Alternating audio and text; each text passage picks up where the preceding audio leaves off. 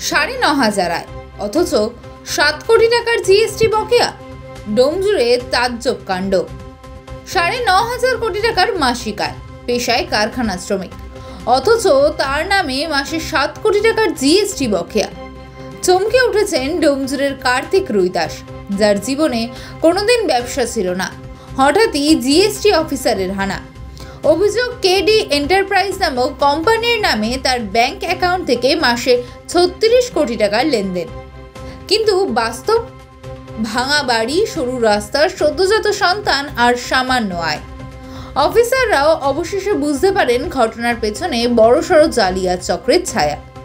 কার্তিক এখন পুলিশের দ্বারে, তদন্তে নেমেছে সাইবার সেল।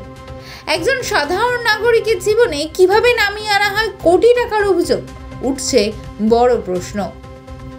বাংলার স্বাদে বাঙালির সেবায় মা বাসন্তী হোটেল অ্যান্ড রেস্টুরেন্ট, ঠিকানা পোক্তাপুল, নারায়ণগড়, পশ্চিম মেদিনীপুর।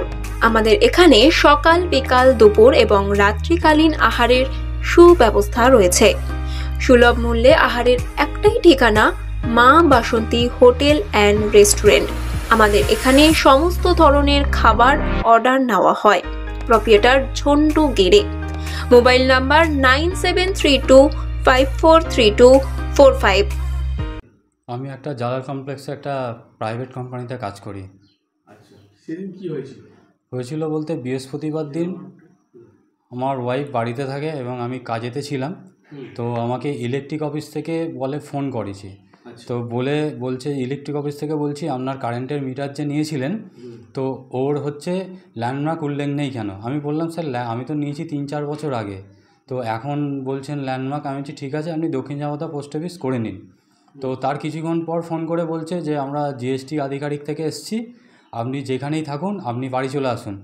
এবং বাড়িতে আসার পর আমার মিসেস দরজা খুলে দেয়। দরজা খুলে দিতে আমার মিসেস জিজ্ঞাসা করে যে আপনারা কোত্থেকে আসছেন? বলছে আমরা জিএসটি অফিস থেকে এসেছি, কার্তিক রুইদাস আছে। উনি বলেন যে না, ও তো কাজে গেছে। তো ওনাকে বলে যে ও যেখানেই থাকুক ওকে ফোন করে ডাকুন, আমরা জিএসটি আধিকারিক থেকে এসেছি, 7 কোটি টাকা ওনার নামে জিএসটি বাকি আছে। বলতে ওরা তো ঘাবড়ে যায়। ঘাবড়ে যেতে সঙ্গে সঙ্গে আমাকে ফোন করে। তো ফোন করার পর আমি সঙ্গে সঙ্গে কাজ থেকে আসি।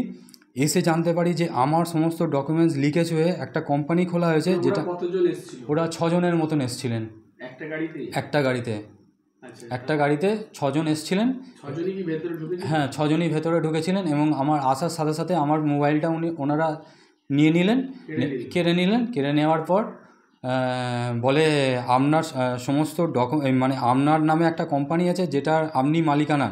আমি জানতে চাই আমি যে কোত্থেকে আসছেন না আসছেন। ওরা আমাকে সমস্ত ওদের আইডেন্টি প্রুফ দেখার পর সঙ্গে আমাকে বলে যে আপনার নামে একটা কেডি এন্টারপ্রাইজ কোম্পানি আছে, যেটা জিএসটি নম্বর এত, কেডি এন্টারপ্রাইজ, আপনার জিএসটি নম্বর এত, ঠিক আছে। তো আপনার 7 কোটি টাকা জিএসটি বাকি। আমি বলছি স্যার এটা কী করে সম্ভব? আমি খেটে খাই, আমি দিন আনি দিন খাই, জালাল কমপ্লেক্সে একটা কোম্পানিতে কাজ করি, এটা কি করে সম্ভব? বলছে আপনি জানেন যে আপনার নামে একটা কারেন্ট ব্যাঙ্ক অ্যাকাউন্ট আছে যেটায় 36 কোটি টাকা টার্নওভার হয় মাসে।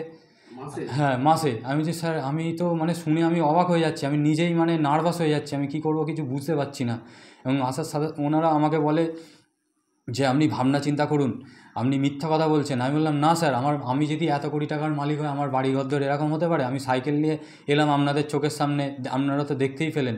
এবং ওনারা আমাকে নানা রকমের কোশ্চেন জিজ্ঞাসা করে যে আপনি পয়সার বিনিময়ে কাউকে ডকুমেন্টস বিক্রি করেছেন কি না। আমি বললাম না স্যার, আমরা না খেতে পাই না পাবো, কিন্তু ডকুমেন্টস আমি কাউকে শেয়ার করিনি বা বিক্রি করিনি। বলছে তাহলে আপনি ভাবুন আপনার ডকুমেন্টস কী করে লিকেজ হলো। বললাম স্যার সেটাই তো আমি বুঝে উঠতে পারছি না যে আমার ডকুমেন্টস কোত্থেকে লিকেজ হলো। বলছে এই প্রপার্টি কার নামে আছে, বাড়ি ঘরদোর কতদিন হয়েছে, কতদিন আপনারা মানে এইখানে এসেছেন, এই সব নানা রকমের কোশ্চেন করে। ওরা 1:30টা থেকে 5:30টা পর্যন্ত ছিলেন। হ্যাঁ, সবকটাই অফিসার ছিলেন। পুলিশ ছিল না, শুধু ওনারাই এসছিলেন। আমি সঙ্গে সঙ্গে আমার পাড়ার একজন লয়ার ছিলেন, ওনাকে ফোন করলাম। ফোন করে ব্যাপারটা বললাম। বলার পর ওনারা আমার লয়ারের সাথে কথা বললেন এবং লয়ার বললেন হ্যাঁ তোকে যা জিজ্ঞাসা করছে তুই সমস্ত কিছু বল। যে আমি ভেবেছিলাম প্রথমে ফ্রড, তারপর দেখলাম না সত্যি ফ্রড না, এরা অরিজিনালি জিএসটির লোক এসছেন এবং ওরাও আমার সাথে অনেক কিছু কনসিডার করেছেন, যাতে আমি ফেঁসে গেছি এরকম আমার কাগজপত্র ডুপ্লিসিটি করে। আপনার প্যান কার্ড, ভোটার কার্ড, আধার কার্ড, হ্যাঁ সব কি করে আপনার কাছ থেকে নিয়ে আসে? সেটাই তো স্যার, আমি যখন 1.5 বছর আগে আমার যখন কাজ ছিল না, আমি নানা রকম কোম্পানিতে সিভি দিচ্ছিলাম, তখন তার সাথে আমি ডকুমেন্টস দিয়েছিলাম আধার কার্ড, প্যান কার্ড, ঠিক আছে, এটুকু আমার মনে আছে। কিন্তু ইলেকট্রিসিটি বিল আমি কাউকে দিইনি। তাহলে ইলেকট্রিসিটি বিল ওরা তো বলছে? হ্যাঁ, ওরা তো বলছে যে ইলেকট্রিসিটি বিল দিয়ে আপনার এই কোম্পানিটা প্লাস জিএসটি খোলা হয়েছে আপনার নামে। এবার ওটাই আমি স্যার ভেবে উঠতে পারছি না যে আমার মানে ইলেকট্রিসিটি বিলটা কী করে লিখেছিল, এমনকি আধার কার্ড, প্যান কার্ড, এমনকি আমার সইটা পর্যন্ত জাল করে সমস্ত কিছু করা হয়েছে আমার অজান্তে।